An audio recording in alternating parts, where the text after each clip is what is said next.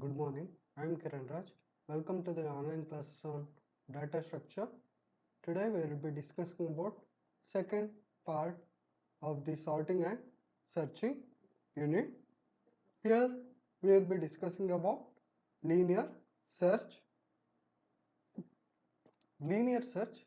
Linear search is a sequential search which uses a loop to step through an array starting with the first element.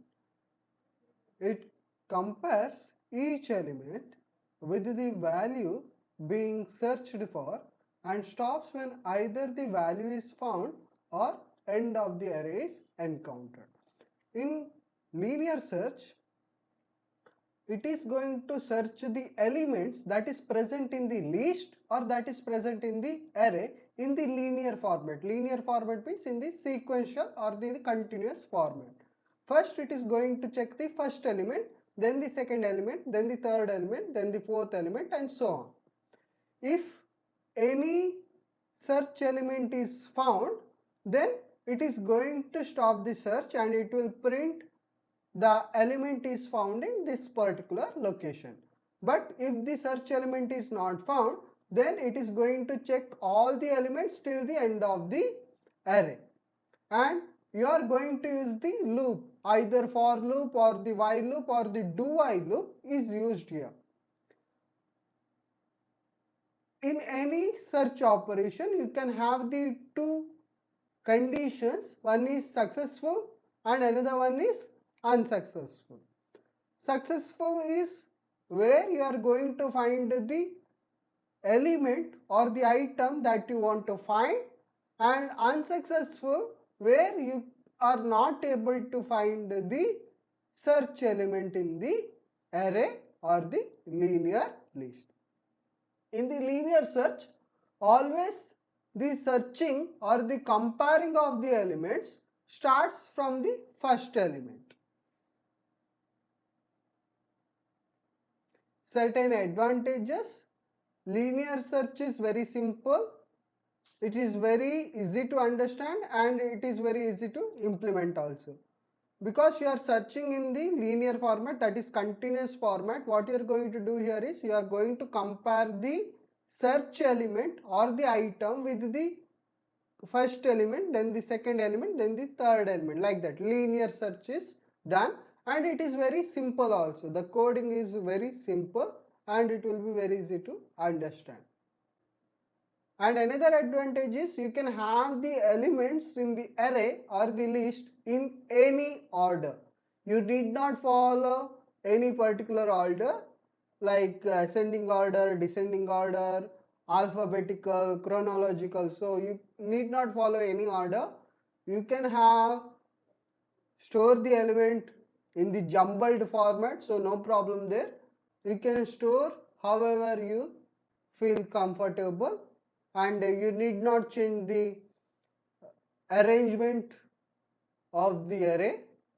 Disadvantages: it has very poor efficiency because it takes lots of comparison to find the particular record in the big files.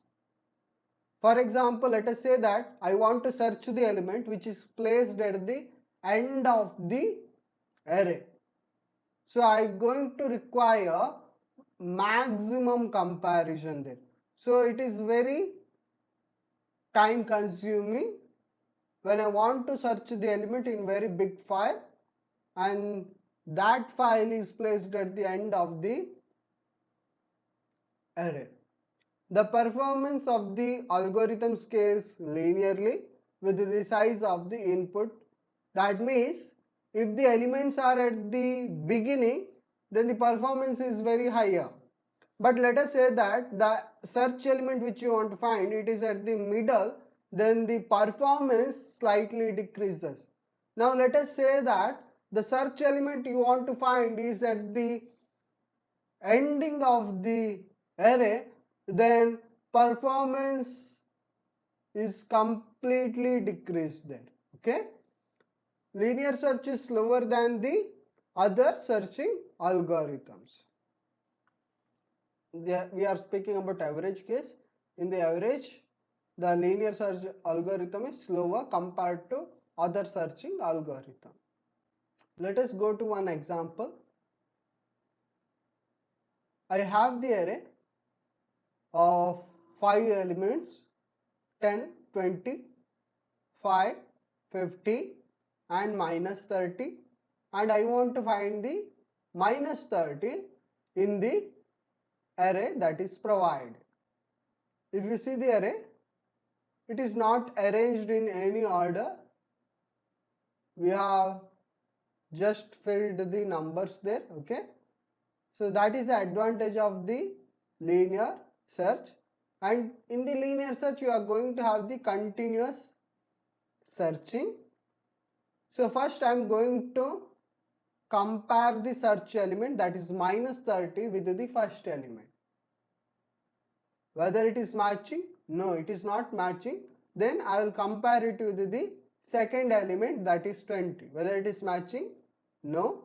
Then again I am going to increment and I will check the third element, that is 5.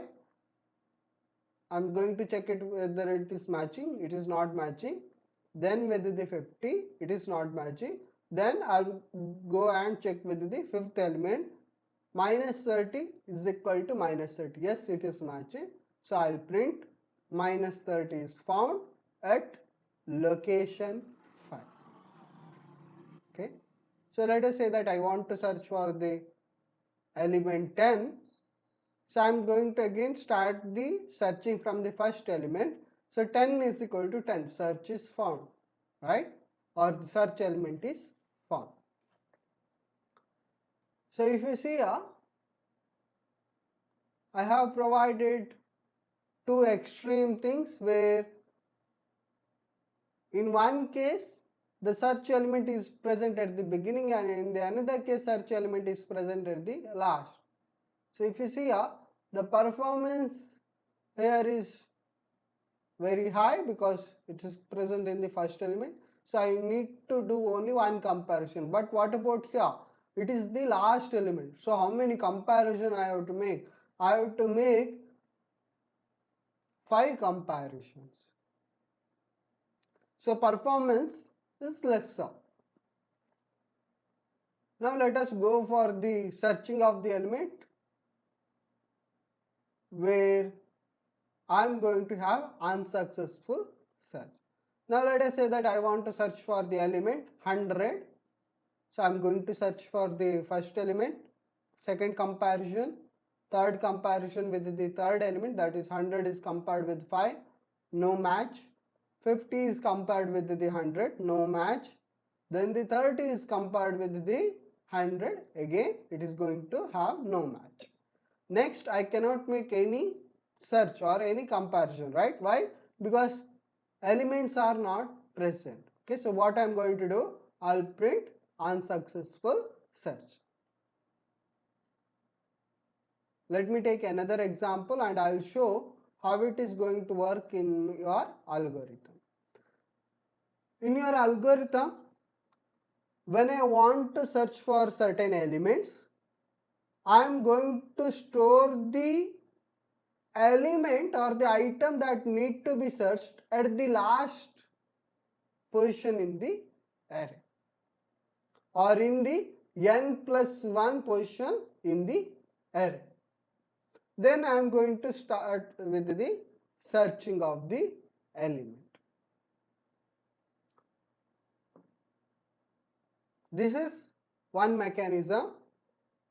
You can search for the, or you can do the linear search without storing the search element also. So this is one mechanism where I want to search for the element 5 in the array. As I already mentioned, I am going to store the search element in the n+1 location of the array. n+1 location, right? So I had 5 elements, that is 5 was my n.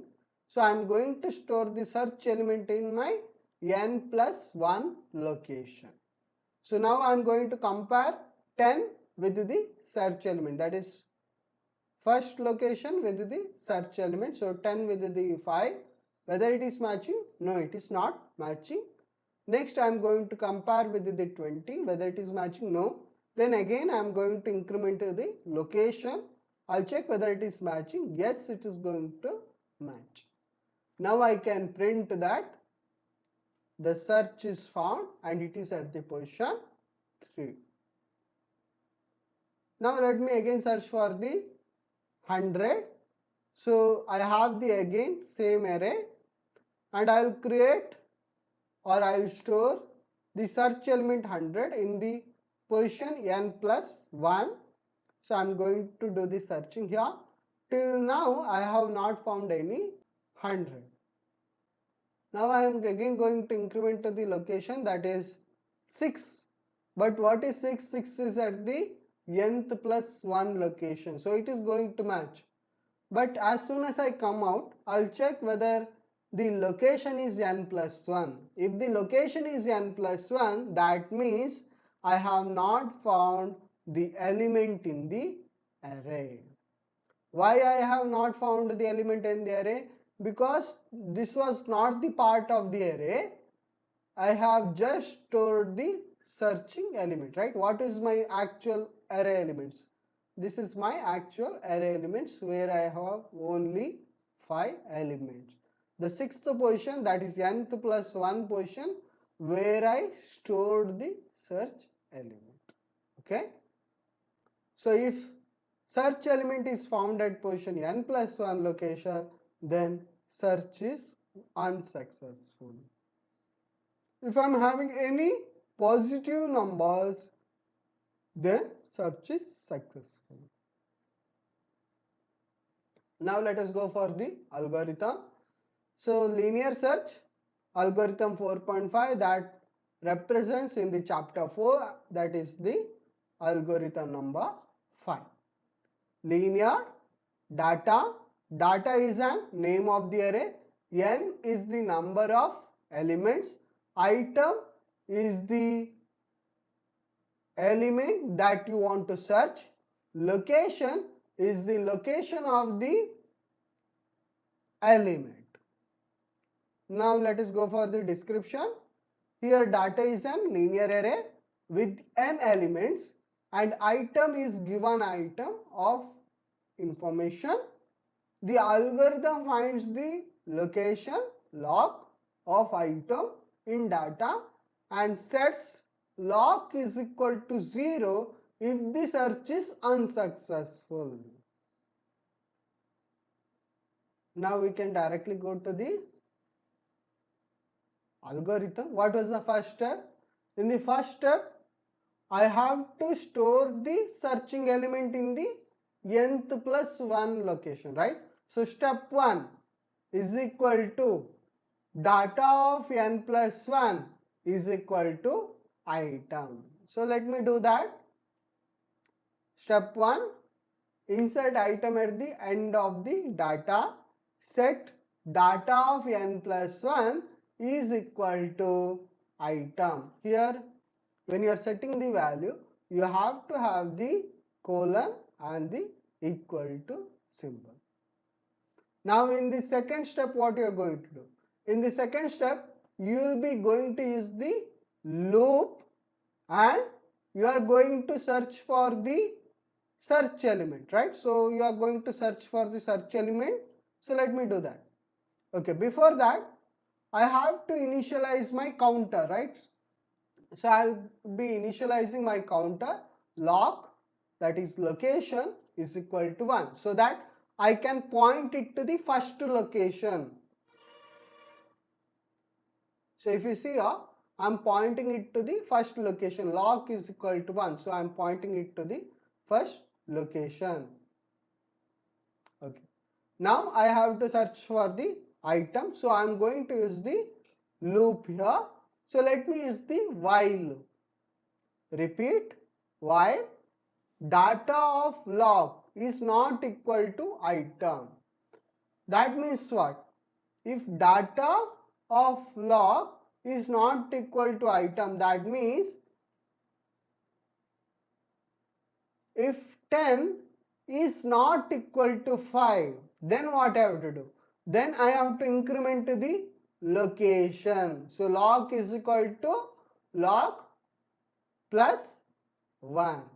If data of loc, that is 10, is not equal to 5, that is element or item, then what I have to do? I have to increment, then I have to compare with the next element.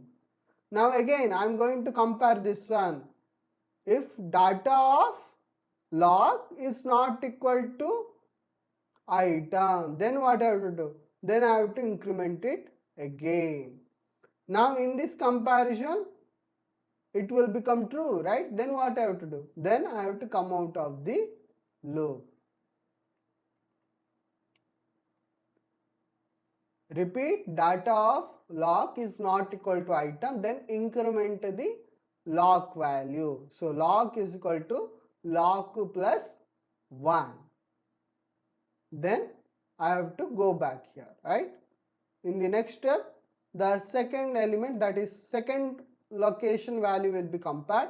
Next third location, next fourth location, next fifth location, till the data of loc is matched with the item. As soon as the data of loc is matched with the item, you are going to come out of the loop. Why? Because it will be false. So you are going to come out of the loop and you will be checking whether your loc value is n plus 1. If your loc value is n plus 1, then you are going to print unsuccessful search or setting loc is equal to 0. So if loc is equal to n plus 1, then set loc is equal to 0. If that is not the case, then what it is? Then it is successful. So you are going to exit.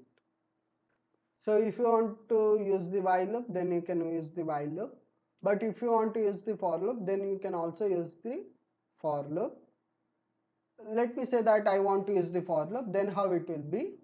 For I is equal to 0, where I is my counter, I lesser than n, I plus, inside that I will be having the if statement. If data of I is double equal to item or the search element, then I am going to print that the search element is found at this position. Afterwards, I can use the break and then I can come out of the loop. Now let us say that you want to have the multiple occurrence also. You want to print the multiple occurrence. For example, I have 5 elements where I have 1, 2, 1, 2, 1. So now I have the multiple occurrence of the 2 and 1. Now let me say that I want to print the multiple occurrence also, that the item 1 is present at first location, item 1 is present at 3 location, item 1 is present at 5th location. How to do that? You can also do that by simply removing the break statement, right? So you remove the break statement, that all the location values will be printed. But when you use for loop, it is better if you are going to have one flag there. You can have the count or something like that. As soon as one successful search is found, increment the count. Then after coming outside, you can print that, or you can check if count is positive number, then you can say that search is successful. If count is unsuccessful, then you can say that it is unsuccessful search. Or count is 0, then you can say that it is unsuccessful search. Okay. Thank you.